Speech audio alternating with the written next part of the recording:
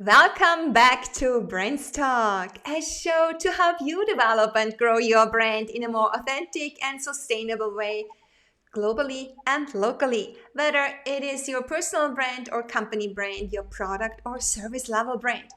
Learn from thought leaders from different parts of the world, from CEOs, business owners, managers, and experts who are in the spotlight to tell their brand stories and share their valuable first-hand insights.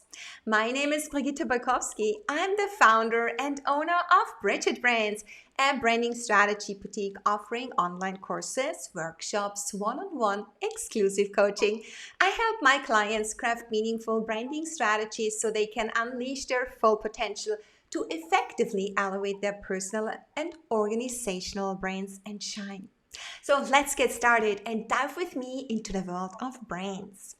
Today, my guest is Ariel Kramer. She is an expert in public relations, social media marketing, and branding for innovative and upcoming tech companies. She founded her own boutique public relations and marketing firm, Clover Communications, in 2013 and served as the Chief Communications Officer of a NASDAQ listed biotech company. Ariel has worked with a variety of companies in various industries across the US, Europe, and Asia, helping them raise their visibility and establish a strong presence in the market. I warmly welcome Ariel Kramer. Welcome to Brands Talk. Thank you so much, Reed. Really honored to be here today. Yeah, I am honored to have you on my show today, Ariel. It took a while until we got Took a little there. while. We got it with the time differences. We got it sorted out. Yes, exactly. So I'm really Yeah. glad to have you talk about social media marketing and PR. But before we do that, could you tell us a little bit about your background, about your journey? I know you have lived in Europe and you speak different languages. And yeah, so tell us a little bit about your journey and yeah, where you are now. Absolutely. Where do I start? Well, initially, I did not go to school for public relations and marketing. I actually studied to be a lawyer and quickly realized into interning that this was not a career for me. I was going into family law and found that it's a little hard to emotionally detach from that job. So I actually decided that opportunity to work with a startup who was needing a public relations intern. And I was lucky enough to really, just get a passion for that early on. And I decided back in 2013 that this was something that I would like to do on my own. And I was actually in the transition of moving from New York to Europe during that time. And it was fantastic. It's been quite a journey. It's been obviously a lot of ups and downs, especially in the beginning and adjusting to an entirely new career. But I went from working, in the US, trying to build up a brand for myself, to moving to Europe and having to kind of, enter a whole new marketplace and understand the world of marketing and PR in a completely different way and helping companies build a global brand. So, where exactly did you live in Europe? You went to Yes, so I moved to Sweden. So as it goes, you meet somebody and you decide that you want to pick up your life and move somewhere else. And I was in my early 20s at the time, so I decided that I was going to pursue the relationship visa for Sweden. And I came over and really tried to, hustle. I had like, a kind of a useless degree that I couldn't apply to Sweden and the US. I mean, law is obviously not the same. So I went ahead and I started, to pursue my business and went to all the networking events I could possibly find in Sweden. I mean, I was even trying to get into events. I was trying to do everything I could to get my foot in the door, to get to network and know people around the country. From Stockholm to Gothenburg to Malmo, I was really trying to network as much as I could in the international communities to make my presence known, and obviously just to try to, get my foot in the door to different companies that could maybe utilize my services. exactly. So I'm sure it was a very, very important time for you to gather all the experience to Exactly. see what's happening outside the United States and the rest of the world. And now you are back in California, actually. Exactly, exactly. So going from the cold Nordics to the warm weather, but I do miss a lot about Europe. So we'll try to spend a couple months there of the year and still have a lot of clients that I work with both in, in Europe and in the US. So very nice to get that still both experiences. Yeah, it's nice to have to choose, to be able to choose from. Yeah, I can live 3 months in Europe. I can live several months in the United States and really get the best thing out of both of the locations. So, Absolutely. you started your company in 2013 while working Right. for other firms, and you were the chief communications officer of a Nasdaq listed biotech company. And in 2013, you became your own boss. You started your own company. So, how did you get there? What made you to um, start your own thing? I mean, it's a bold step into entrepreneurship. I would love to know how your transition was and why you did it. I think entrepreneurship found me. So I come from a family of entrepreneurs, and like I said, I was studying law at the time. So I was doing my undergrad, and the next step obviously was to go to law school. And to quickly realize that wasn't what I wanted to do. So, and being with my dad's actually an entrepreneur who you're familiar with. And he was doing public relations and marketing, and he's worked for some variety of startups in different areas. So he was actually working with another PR firm at the time. He contracted them to help him, and then I guess as PR world goes, it's up and down. You have some good firms, you have some firms that are maybe not as reliable in terms of what the deliverables. And I would say I've definitely come across a lot of firms that they overpromise, underdeliver, and that's just something that's been something to help shape me and who I am professionally and how I set expectations with my clients. So I initially started trying to help him get publicity for his startup, and then started working for some other companies, just trying to kind of get a feel for the industry. And it's something that I really did enjoy is helping companies craft their narrative, craft their story, and just kind of get their name out there and actually find the stories, because that's something that's obviously a challenge as well. If you don't have big news to share, it's what do you share in the interim? What's going to get you noticeable? And you can't just try to put a press release out about anything. You can't just pitch any random stories. There has to be something. So I really love getting deep in the in the weeds with companies and figuring out what that story is. Yeah, so what are exactly your clients? What are their pain points? What is their story? And what desires are you satisfying? And what is exactly the benefit of working with you then? So, what is the singular thing that you provide that is not any other company, not any other PR company or social media company able to provide for that you can do? Absolutely. So I initially started working. My first clients obviously were very small startups in the US, but then I quickly transitioned over to working with a lot of European companies, especially those in Sweden. And I often found that the culture in Sweden is quite different from how you market in the US. They're a very humble group of people, which is great in so many ways. But when you try to market yourself to the US is all about, I'm the best, this is what I do. And I found that a lot of companies were really struggling with their messaging and honing in on what their unique selling points were. So I initially started working with a lot of companies to help them get to that next level where they felt comfortable enough to, they still kept their humble roots, but yet they were able to really vocalize what made them unique. So I was helping them craft this messaging, craft that story, and I initially started working as a client with a client as the Swedish American Chamber of Commerce.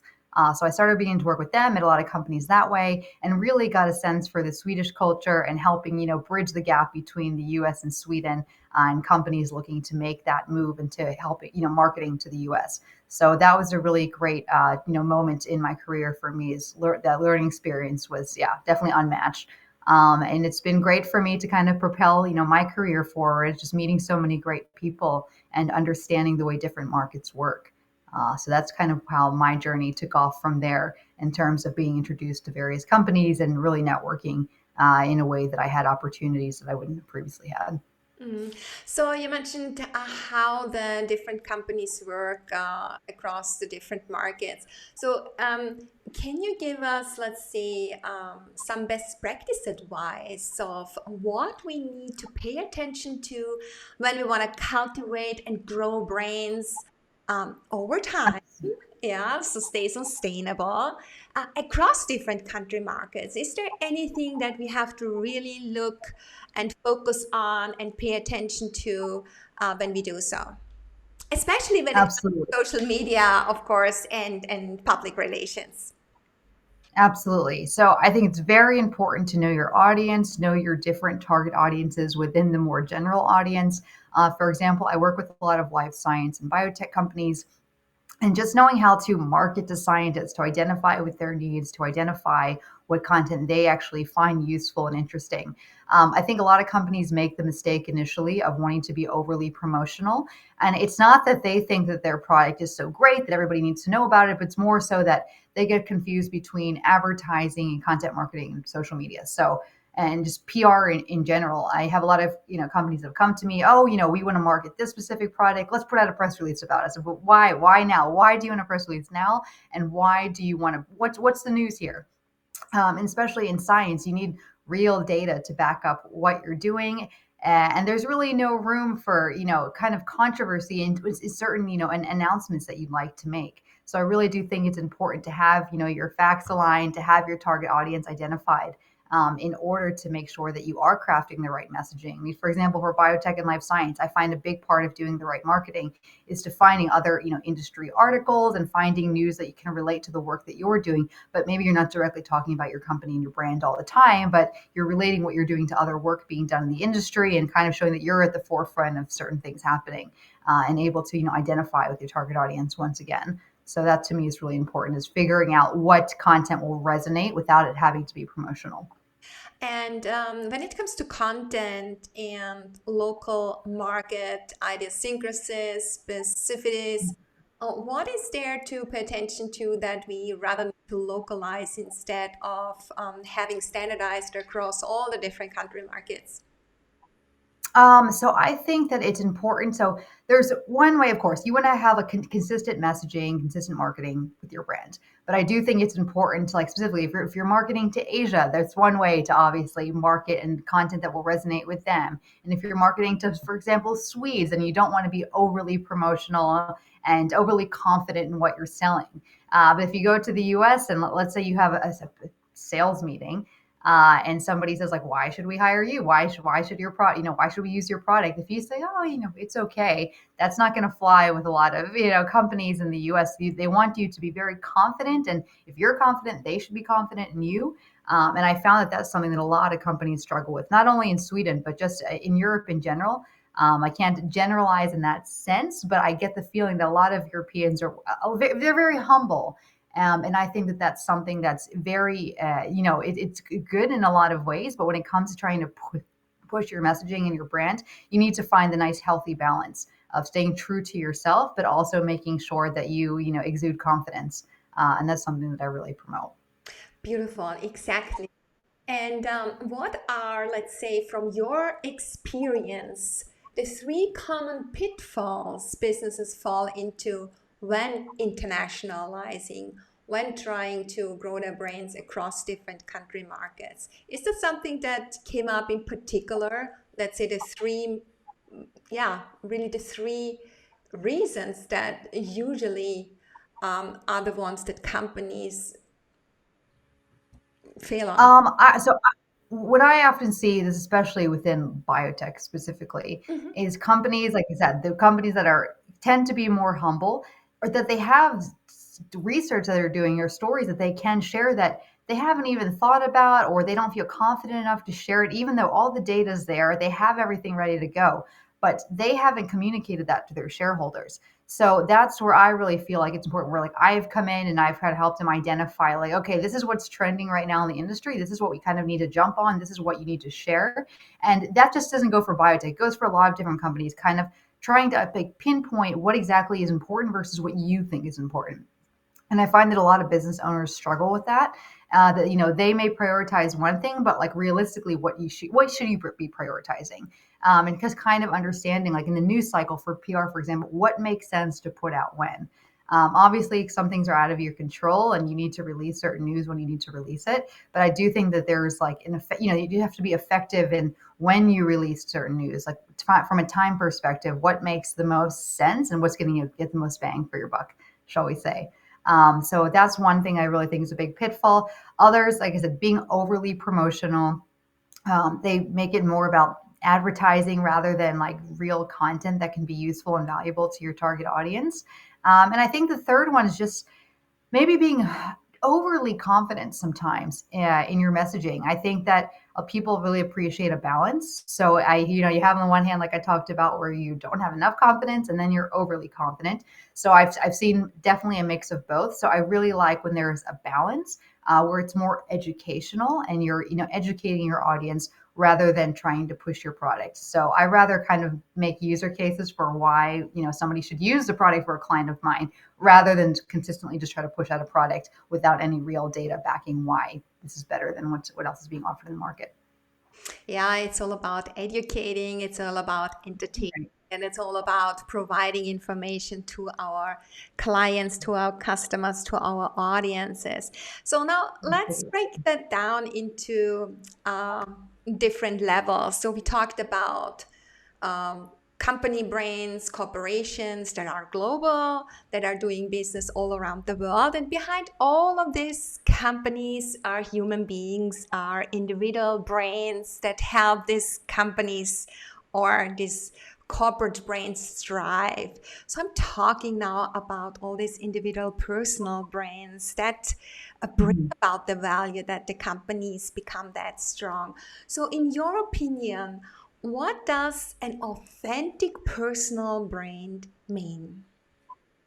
Um, I think it's staying true to what you actually believe in. And I see a lot of, individuals on social media kind of jumping on certain bandwagons like, oh, this is trending right now. So I should pretend I care about this. But do you actually care about it? How much are you, living true to your word? And honestly, for myself, I feel like it's very important to support different causes, but I think that you should really stick to the ones that you actually care about and that you're actually passionate about, because that will reflect. That will certainly shine through. And I think that a lot of, now there's so many people that post on social media these days are trying to build a brand for themselves. But people can often, they can see through that if you don't really care about something, if you're just making a scene because you want to be a part of a movement, but you're not necessarily, that's not something that really applies to your everyday life, or it's not something that you genuinely care about.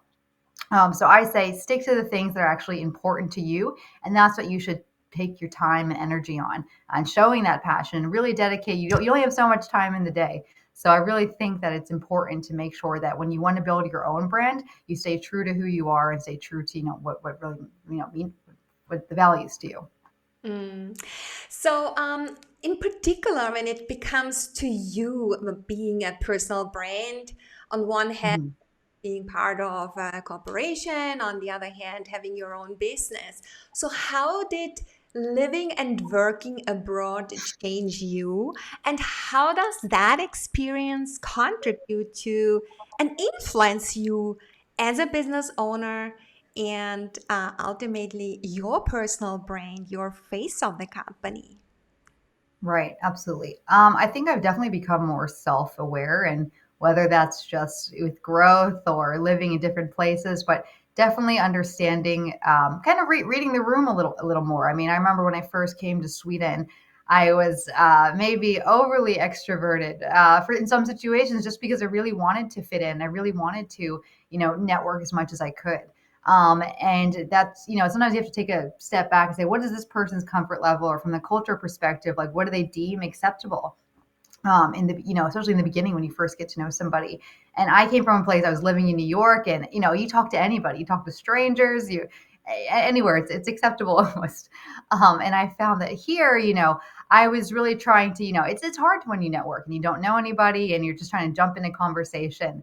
And sometimes I feel that as when you're trying to grow, especially in a market that you're not used to, you really have to understand like how it works, how relationship building works. I mean, it took me probably a year to get my first client in Sweden, and a lot of that was just through building relationships and making sure that we were comfortable with one another. Whereas in the U.S., you typically don't have that long lag time, and I know that I have definitely seen a change throughout the last 10 years.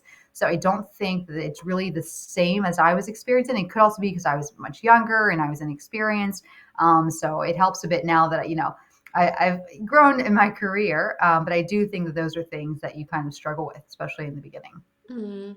So, since you have so much experience gathered in the last years in Mhm. Europe, in the United States, do you have any best practice public relations and social media marketing branding advice for businesses that start out? So, what is Absolutely. essential? Mhm.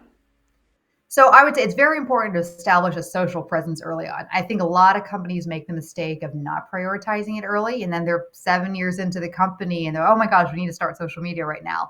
And so they've lost 7 years worth of people, building a following, building traction, and building content. You don't need to invest a ton up front. I mean, of course, a lot of companies, especially if they're like in the healthcare or science industry, they don't have a lot they can say in the beginning. But there is, definitely content that you can put out to gradually build your brand. So I think that companies, they often, when they have PR, they're ready to share, but who's your audience? You don't have an audience if you haven't worked on building one, even if it's, slow and steady. Um, and in PR, I think a lot of companies, especially, there's a lot of CEOs that they're very passionate about what they're doing, but they kind of overestimate, I guess, their PR, newsworthiness when it comes to just putting certain news out about the company or what you're doing. And I think it's very important to be selective and set the realistic expectations, because if you go and drop 50 grand to hire a PR firm for some months, you're going to be really upset if there's no return on investment. And I think a lot of companies get confused between PR and sales. Of course, naturally, PR will help your sales and your help raise your visibility and establish a stronger brand, but it doesn't exactly correlate to sales right away. So I think that that's something that should be understood, especially when you go to hire a PR firm. You should really get your goals down up front. And a good PR firm will help you identify those goals and help you set realistic ones for yourself.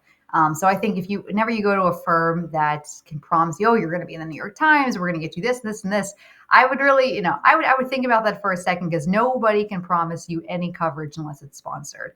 And I've had the honor to work with some really good firms as well, and I've definitely learned from those who I feel that have represented themselves honestly and really do have the client's best interest in mind. So I think that's really great to see that. I've seen a mix of both. So really important, especially for startups who are really bootstrapped for cash. It's important to make sure you're making the right decisions when needed, and not just wanting PR for the sake of wanting PR. So, what would be some PR goals that you would suggest for a startup to have in mind to set? I would say I wouldn't go ahead and hire a PR firm off the bat unless you have like a slew of news to share, in the coming months. I would say that it's okay to try to, gradually build. Maybe you want to do some in-house, or maybe you want to hire a contractor initially. I personally, I won't take companies on for just purely PR engagements if I don't think that there's actually news to share there within the coming months. I don't think that it makes sense from a financial perspective to go ahead. That means that firms can, range from a few $1,000s a month to $100,000 a month. It really depends, what you're looking for. But I've definitely seen a lot of startups that I've come across make the mistake is they just want to get their name out there, but they don't really have anything to share.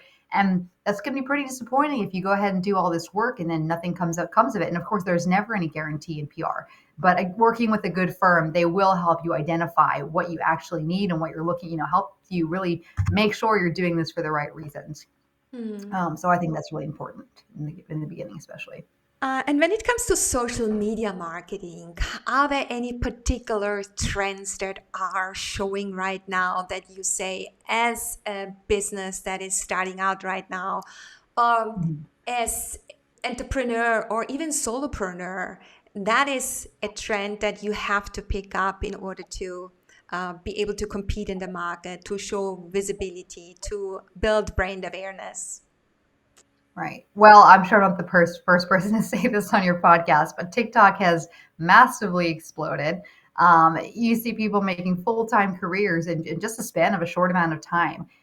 Brands are really taking to TikTok. That's not something that I personally have worked a lot with, but I've seen how it can just completely change your messaging for your target audience. And since you have a different way to connect with them, it's different. It's more relaxed content. It's not content that's too pushy. I would say that it's really important to, especially as companies, as you're just kind of starting out and figuring out what your different avenues are. There's definitely some social media platforms that aren't right for everybody. I would say Facebook is definitely more consumer. And a company like a biotech company, for example, you don't need to be extremely active on Facebook all the time.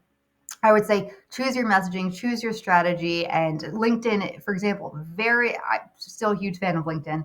I think that you, especially if you're on a budget, you really need to determine where is your target audience, where are they interacting the most, and why should you be there? And not just put content for the sake of putting content out. You really need to make sure that there's reason behind putting your content out, and that people there's going to be value provided for your audience.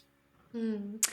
Wonderful. Thank you so much, Ariel. I have also a specific question comes to women and women empowerment. Do you see, Yes.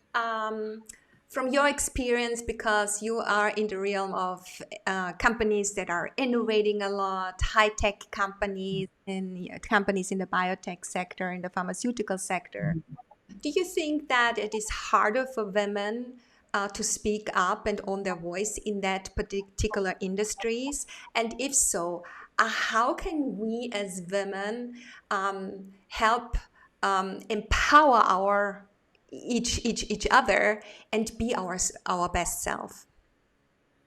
I think that a lot, I mean, just speaking to my own experience, I've luckily been very fortunate where I have surrounded myself and been in different environments where I have felt very supported by both men and women in my career.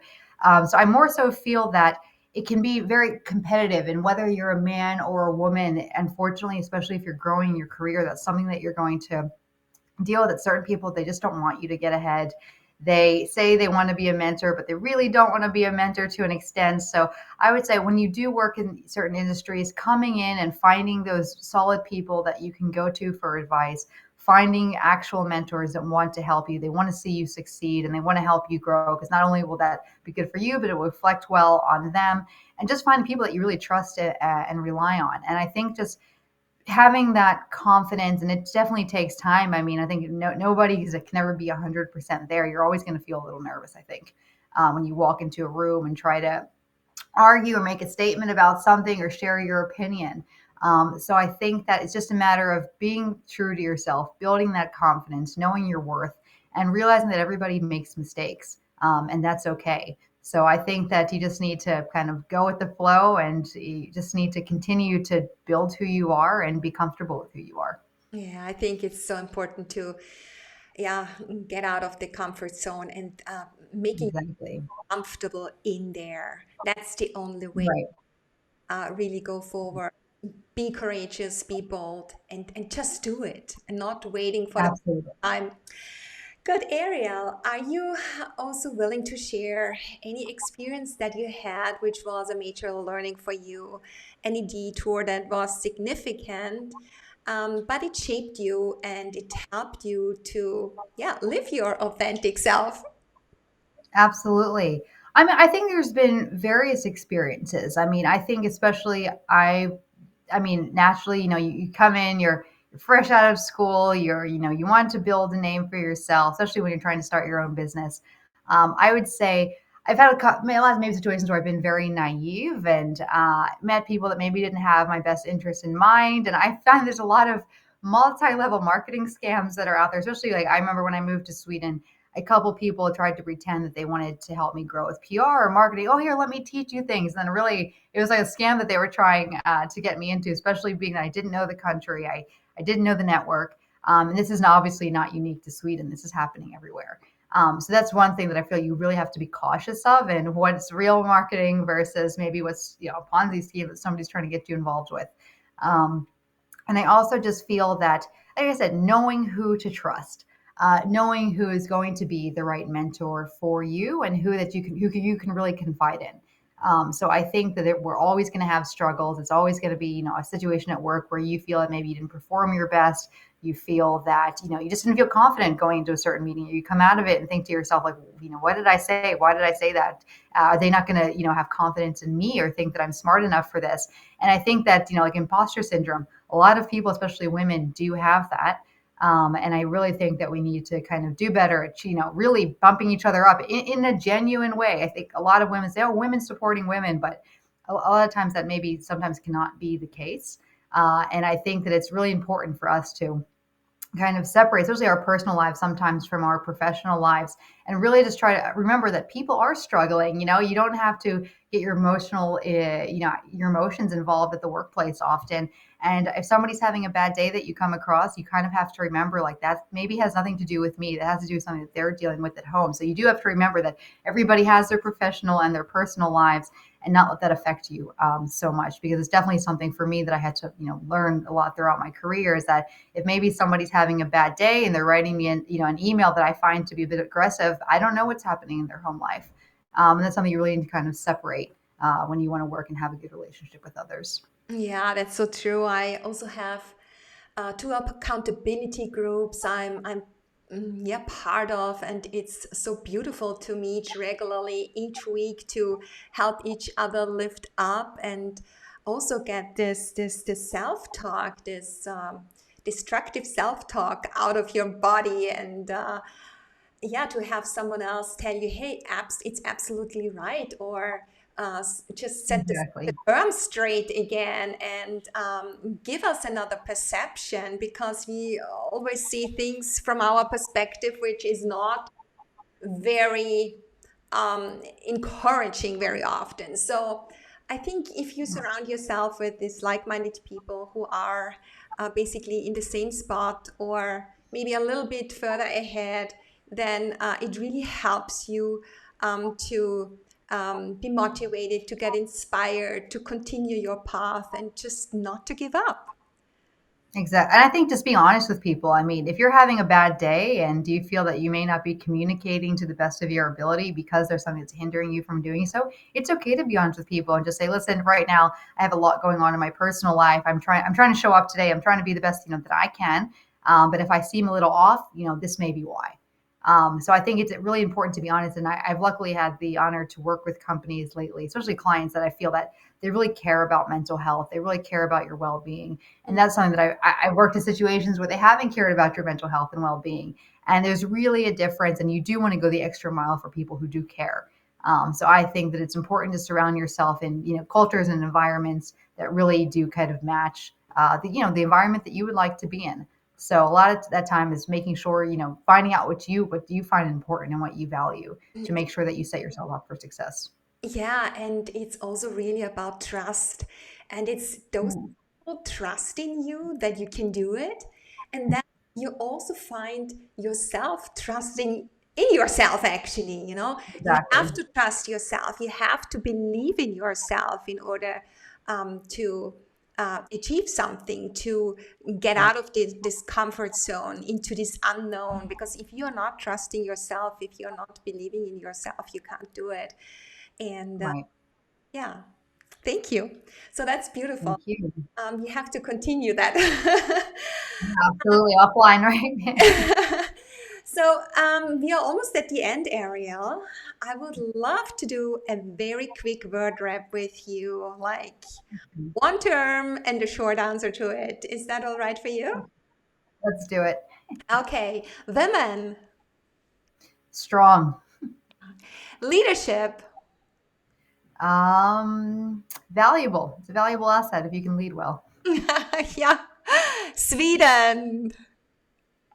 Princess cake. Anybody who's watching from Sweden will get this. Okay, authenticity, Important. important. TikTok. New social media trends. And brands. Also very important, building your brand. And I love everything that you've been doing and really appreciate just learning from you, especially throughout these months that I've gotten to know you. So thank you for that. Thank you so much. Yeah, Ariel, thanks. I appreciate that too. So, where can listeners find you if they want to get in touch? Yes, please find me on LinkedIn. I have a Twitter presence as well. I'm not as active, so please feel free to connect with me, Ariel Kramer, on LinkedIn.